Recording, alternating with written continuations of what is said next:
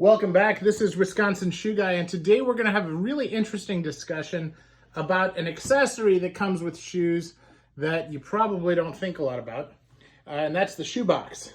If I think about my first experiences with shoeboxes, it was telling the guy at the shoe store to keep them because I didn't want to bring them home.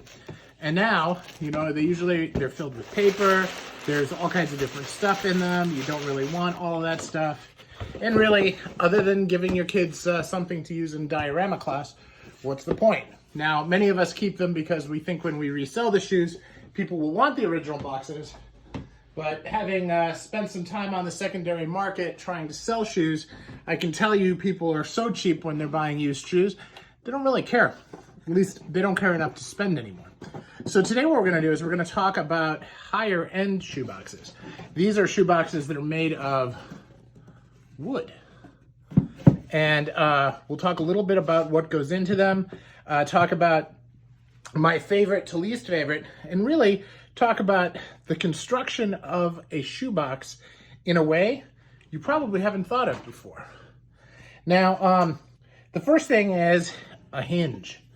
Okay, this is a box by Stefano Bemmer, and if you're looking at a pair of Stefano Bemmers, it has the logo on top there, right?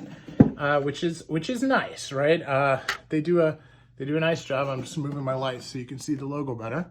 All right, now this is basically made with like a balsa type wood. It's very, very light, and it is totally unfinished, so it'll absorb moisture, which is nice. And it is, you know, they've got the blue painted top. They actually have the shape of a shoe on the side, and then of course they actually engrave into it. It looks like it's just drawn on by ink, but they actually engrave the basic format, and then they just in Sharpie type in the size and the last and the model number and the type of material and then the color number. So it's a cool way of doing things. And you know, anytime you buy a Bemmer, it's going to come like this. Now the next one we have, this is a Y by Yosol, and this box is actually made by Antonio Meccariello, and because it's the exact same box that you'll see with the Aurum logo on it, and so it's pretty well put together. There's some things on here that, you know, are obvious. You know, he's not selling a piece of artwork in terms of a box, right? It's not finished perfectly on the side here. And that may just be what, you know, he sent to Yosol. I've never had one of his regular boxes. But if you look at this, it's unfinished on the inside. So it will absorb, okay? And I'm not sure exactly what the material is for this, but it's pretty sturdy. You can see it has 2 layers of wood. Okay, so it has like a lining and so forth. And then this lid. So it's got solid bottom, solid top, and they use a sticker to say what kind of shoes are in it. So, but this is beautifully carved on there. And I'm assuming that this was done by Meccariello for Yosol, but I'm not sure because, you know, I don't know. So that's one. Now, this is a box. This one's pretty cool. This is by Hephaestus. And so I'm just gonna zoom in here so you can see it a little bit better. Now, he has his logo carved in here. Looks like he carved it himself. It's really cool. He's got corner pieces on here to make it look a little nicer. Now this is something that he did on his hand welted shoe. Now during shipping, it lost a couple things on there, which is, you know, happens. And inside here, you can see. Now this is this actually may be red cedar. It feels very much like red cedar. When you get thin red cedar, it tends to feel this way. And so also absorbent, unfinished on the inside, and, you know, perfect for a pair of shoes. And, you know, it's got this really beautiful way, and it shipped really well, you know, coming all the way from Vietnam. So I think he did a great job. Now, he also had one pair that was in a regular box. So this isn't like what he does normal, but that is something that's there. Now, the next level up is Yohai Fukuda. Now you'd expect in a really expensive pair of shoes that they do something different for the box, just kind of like you would expect a really expensive bottle of whiskey to have a better bottle. And this is no exception. Again, kind of like a balsa wood kind of feel to it. Very cleanly finished, but not joined or anything, right? It's just nailed together and sanded, right? So from a carpentry perspective, not difficult.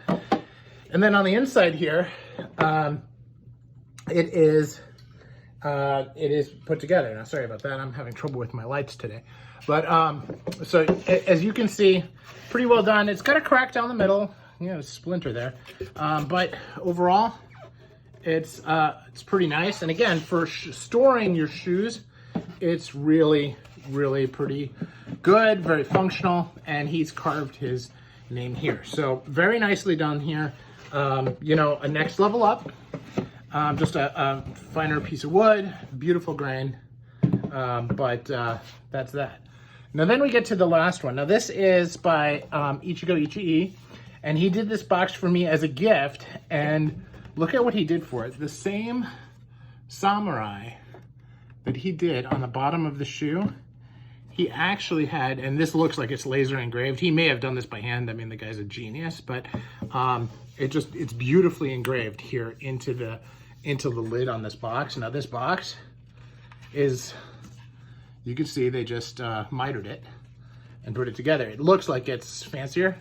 That's all it is, right? So, but again, very beautifully done. Has a nice light stain to it. And has the light stain on the inside here too, so probably not as absorbent, although it doesn't feel like it's shellacked or anything. And this box here, again, doubled. So like the Meccariello box, it's got a really solid feel to it and is indestructible.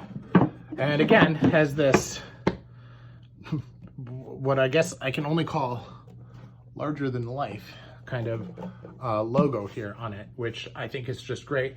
And that's just for me. You know, normally he'll have this, and he did that, which I can't get over. It is so nice. So is in the grand scheme of things, you always have to ask yourself, am I going to keep the box?